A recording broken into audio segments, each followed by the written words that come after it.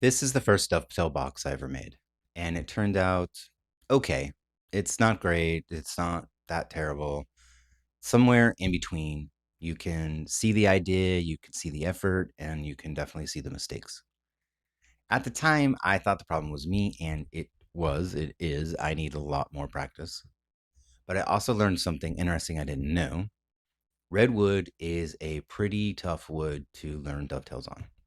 It's soft, it's fragile, it's easy to crush, easy to tear out, which means I accidentally chose one of the harder ways to learn one of the harder joints in woodworking. So, you know, perfect. This project started with a jig, a 3D printed dovetail jig, which is kind of funny because dovetails are traditional woodworking, and here I am making a plastic helper with a printer. I don't see that as cheating though, I see it as a way in. Dovetails can be intimidating. The layout, the angles, the precision, the cutting, the fit, all of that. There's a lot of ways to mess them up before I even understand what I'm messing up. So I really wanted help so I could master this skill. Not because I need it every day, but when I make something special, something that really deserves the extra time, I want to be able to use dovetails. I want to have the skill to be able to reach for it.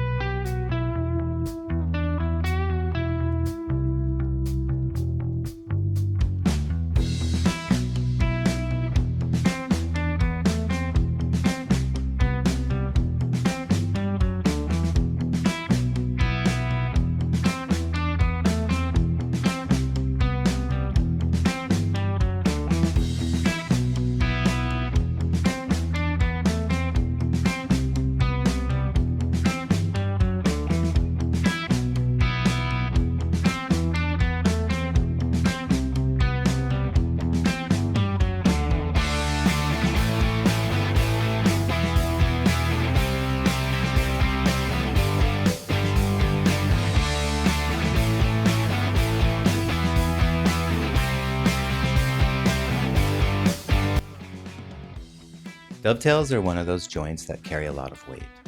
Not just physically, although they are strong, but culturally, historically, and emotionally.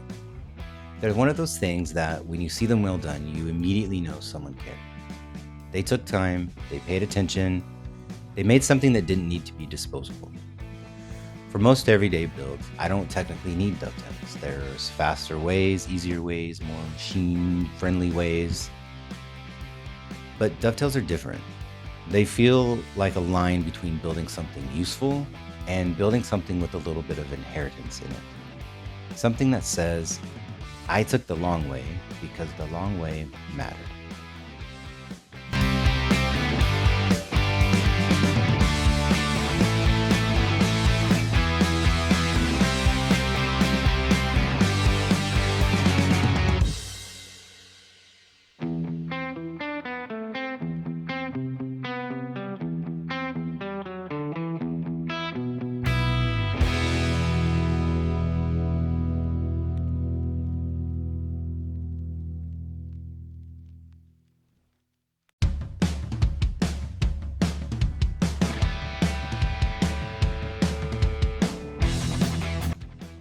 When I was a kid, my dad tried to teach me dovetails, or at least he tried to get me interested in them.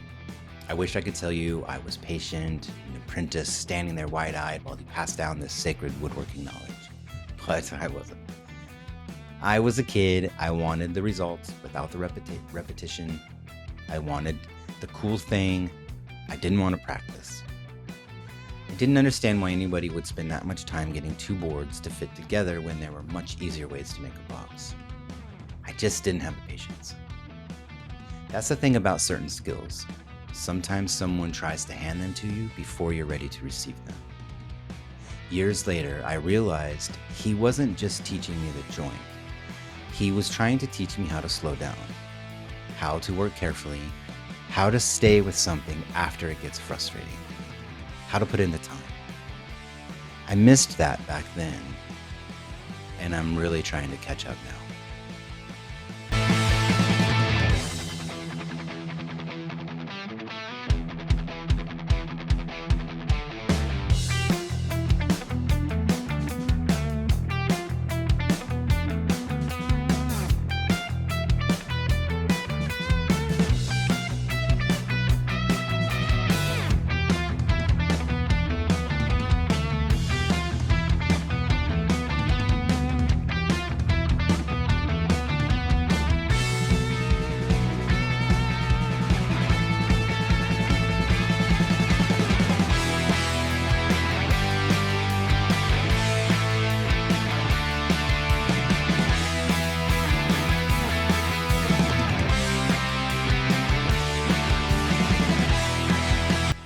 For the box, I used Redwood.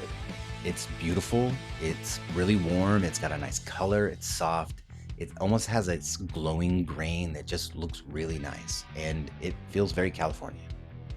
But it's a tricky wood. Oh, it tricked me. It's really soft compared to hardwoods that are better suited for dovetail work. I just didn't understand that, and I didn't really understand how much that would matter. Also didn't understand that I was using the wrong saw. It's too flimsy, and it needs to be a more rigid saw specific for dovetail.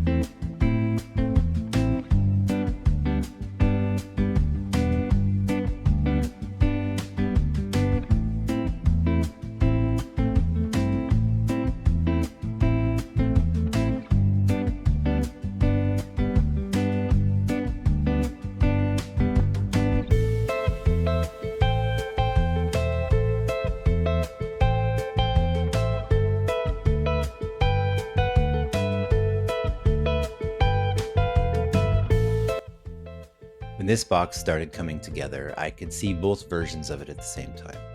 The one I imagined and the one I actually made. It's got a lot of gaps and it's got a lot of flaws, but this is a rough draft. The reason I care about getting better at this and learning this skill is not because of this Redwood box, but it's the practice. This was my first conversation with this type of joint. The real thing I want to make is for my dad. At some point, I want to build him a high-end dresser box thingy, whatever those are. Something refined, something quiet, something with better wood, cleaner joinery, and the kind of details that really matter. It says so that I took the time. Not a big flashy piece, just a small object made with care. Something for his dresser, his nightstand, put his everyday use things in it, or whatever he wants to put in it. And I want it to be dovetails because they mean something. He tried to teach me that skill before I had the patience for it. Because now I do, or at least I'm trying to. There's a version of this box in my head that feels like a thank you. Not just for teaching me woodworking, but for patience, for standards, for all the things that you don't fully appreciate when you're younger. I want to make something that shows him that I was listening, even if it took me a few decades. This box is kind of like what I'm building with Lo-Fi Woodworks. Not perfection, not pretending everything comes out flawless the first time, but paying attention, choosing better materials, learning older skills, making objects that feel a little more meaningful, something with soul. Sometimes that means reclaimed wood. Sometimes that means carefully chosen hardwoods. Sometimes modern tools. Sometimes traditional craft. This box is not my final attempt. But I'm glad I made it because now I know more than I did before. When I make something for my dad, when I finally build his box, it's going to carry this entire story. The lessons it took me a long time to learn, the lessons I'm learning now, and the things I still have to learn. All of that will be told in the corners when I present his gift to him. Thanks for watching, and as always, please be kind to one another.